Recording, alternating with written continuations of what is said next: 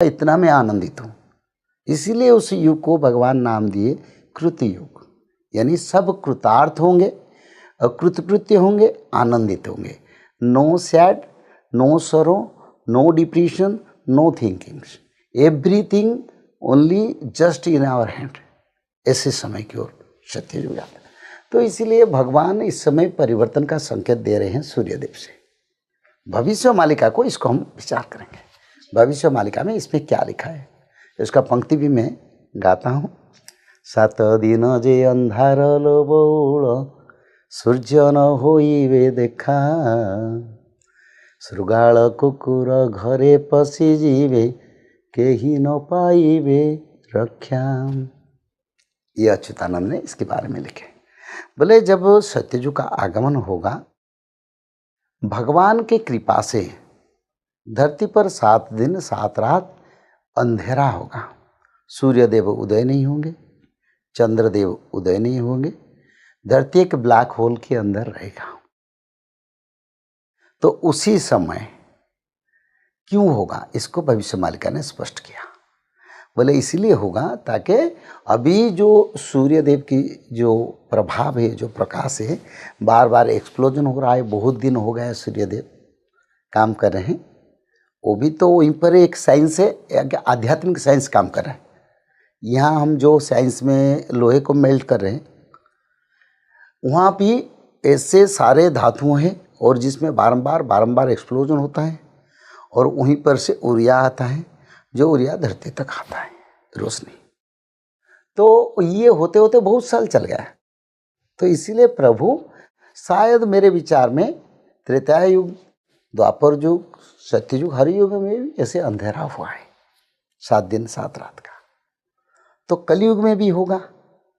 और भविष्य मालिका उसको स्पष्ट भी किया, 7 दिन तो अंधेरा होगा और उसी समय लोग पागल हो जाएंगे, लोगों का माने माइंड काम नहीं करेगा, ब्रेन काम नहीं करेगा। क्योंकि देखो, जब सूर्यदेव हमारी जिसकी कुंडली में सूर्यदेव रहते हैं, उसका क्या होता है, वो ज्ञानवंत होता है, रोजगार अच्छा करता है, पावरफुल होता है, वो एजुकेशन अच्छा करता है सूर्यदेव। और चंद्रदेव जिसका रहते हैं, उनका अच्छा पत्नी मिलता है, उनका अच्छा विवाह होता है, वो सुंदर दिखने के होता है और चल चंचल होता है, बचपनियत भी रहता है। तो ये दोनों ग्रह अगर हमारी मनुष्य की कुंडली चक्र में गायब हो जाएंगे तो मनुष्य का के ऊपर बहुत प्रभाव आएगा। उस समय बहुत लोग मर जाएंगे, बहुत लोगों को प्रेशर होगा, बहुत कुछ हो जाएगा। और उसी समय जंगली जीव जंतु पागल होके सब रिहायशी क्षेत्र में लाखों संख्या में, आप जानते हैं अभी मनुष्य संख्या जितना है, एक दिल्ली जैसे शहर में मानो 50 लाख लोग रहते हैं या 1 करोड़ लोग रहते हैं। यहाँ के आसपास जितने 500 किलोमीटर रेडियस में जितने जंगल में, वहीं में भी करीब 10-15 लाख भी जीव जंतु रहते हैं, जो आएंगे जैसे मनुष्य की सैलाब की तरह एक साथ। शेर आएंगे तो 1000 संख्या में आएंगे।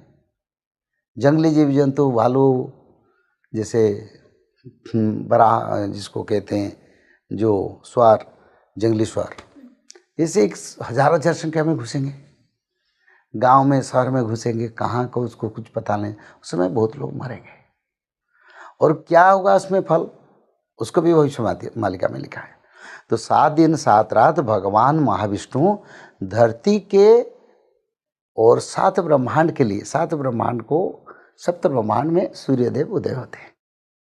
वैकुंठ में सूर्यदेव का जरूरत नहीं पड़ता।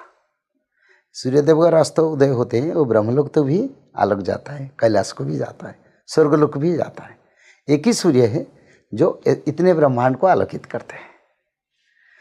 तो उसी समय भगवान विष्णु नया सूर्य को निर्माण करेंगे, एक आध्यात्मिक पावरफुल एक नक्षत्र प्रभु तैयार करेंगे उनकी शक्ति में, जो सूर्यदेव की नाम से उनको नामकरण करेंगे।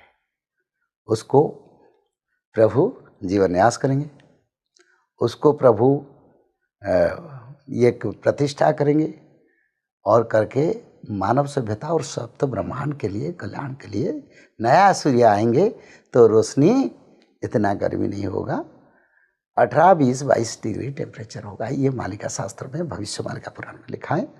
और नया चंद्र को भी निर्माण करेंगे। तो दोनों होने से रात को दिन होगा, दिन में दिन होगा, रात दिन में कोई फर्क नहीं आएगा। लोग रात में भी बिना क्लेश से कहीं कहीं जाना आना, जंगल रास्ता कहीं भी, कोई जैसे आज के दिन इलेक्ट्रिसिटी जैसे रोड स्ट्रीट लाइट जरूरत नहीं है तो लोग परेशानी होते, उसी समय जंगल भी उजाला रहेगा। धरती पर जहाँ देखो दिन जैसा दिखाई देगा, लोग दिन रात में कोई फर्क नहीं देखेंगे। तो ये सत्ययुग का आगमन का संकेत अभी सूर्यदेव की रोशनी पड़ रहा है। आगे 70 डिग्री 72 में बोला, मैं कभी मेरा विचार जो वर्षन में नहीं भूला हूँ, मैं जो बताया हूँ आज से 40 साल हो गया, still I am start on that. मैं उसके ऊपर ही विचार करता हूँ। 72 डिग्री पर भारत में, विश्व में कई कई स्थान पर टेम्परेचर होगा और ये अंतिम समय सूर्यदेव का होगा जिस समय लोग उसमें बचना मुश्किल होगा। बड़े बड़े इलेक्ट्रिक स्ट्रक्चर ब्रस्ट कर जाएगा, मेल्ट कर जाएगा, क्योंकि इतना गर्मी में नहीं चल पाएगा। कंप्यूटर सिस्टम बंद होगा, जितने परमाणु रिएक्टर से उनका रेडिएशन शुरू हो जाएगा। और इतना नहीं, जितने मास्टर टेक्नोलॉजी चल रहा है विश्व में, सब टेक्नोलॉजी, सारे सैटेलाइट स्टॉप हो जाएंगे।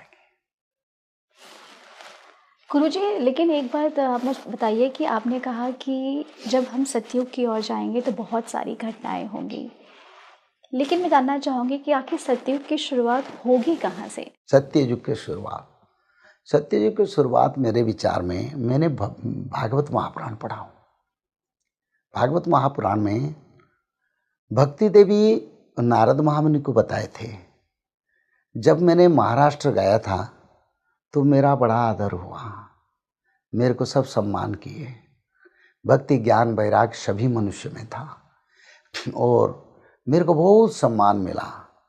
फिर मैं दूसरा राज्य को आया, भारत में कई कई राज्यों को गया, ताकि मनुष्य में भक्ति आए, ज्ञान आए, वैराग्य आए, परमार्थ। क्योंकि जैसे हमारी सरकार 20 पॉइंट इकोनॉमिक प्रोग्राम की हैं, विंश सूत्री कार्यक्रम देश की प्रगति के लिए, ऐसे हमारी प्रभु जी हमारी मंगल और हमारी उद्धार के लिए भी नारद महामुनि को भेजना, शास्त्र रचना करना, उसका प्रचार करवाना, मठ मंदिर खुलवाना, ये सब ठाकुर जी की इच्छा से होता है ताकि मनुष्य का कल्याण हो। तो इसीलिए ये भागवत में नारद महामुनि को भक्ति देवी बोले, मेरे को महाराष्ट्र में सम्मान मिला, भारत में ऐसे कोई राज्य में इतना सम्मान नहीं मिला। तो इसी विचारधारा को मैंने तत्व में लिया, ताकि इसी समय भी महाराष्ट्र में सत्ययुग का आगमन का पहला वार्ता आएगा। क्योंकि महाराष्ट्र गणपति के क्षेत्र है। आप जानते हैं आद्य सेवा, आद्य पूजा गणपति भगवान का होता है। तो वहीं से गणपति भगवान स्वयं भगवान के रूप है। बोले देवताओं में मैं गणपति हूँ। कौन भगवान बताएं गीता में अर्जुन को। नक्षत्र में मैं सूर्य हूँ और ऋषियों में मैं वशिष्ठ हूँ, ऐसे सब बताया ना। तो इसी विचारधारा में गणपति क्षेत्र आद्य क्षेत्र है और आद्य क्षेत्र में पहले से धर्म का प्रकाश हुआ था, जो भक्ति देवी नारद महामुनि को बताए। इसी विचारधारा को लिया। गणपति क्षेत्र यानी सर्व शुभ कार्य, पहले गणपति क्षेत्र से शुभ कार्य आरंभ होगा। विश्व वर्ल्ड, सारा वर्ल्ड में हम गणपति क्षेत्र बोलेंगे, क्योंकि वहीं पर गणपति भगवान का क्षेत्र है, वहीं पर वो निवास करते हैं। और हम गणपति भगवान से आगे नहीं जा पाएंगे, पीछे नहीं जा पाएंगे। तो इसी विचारधारा, उसी तत्व से गणपति क्षेत्र में सत्ययुग का शुरुआत होगा, जो भक्ति देवी ने भी प्रमाण दिए थे श्रीमद् भागवत महापुराण में।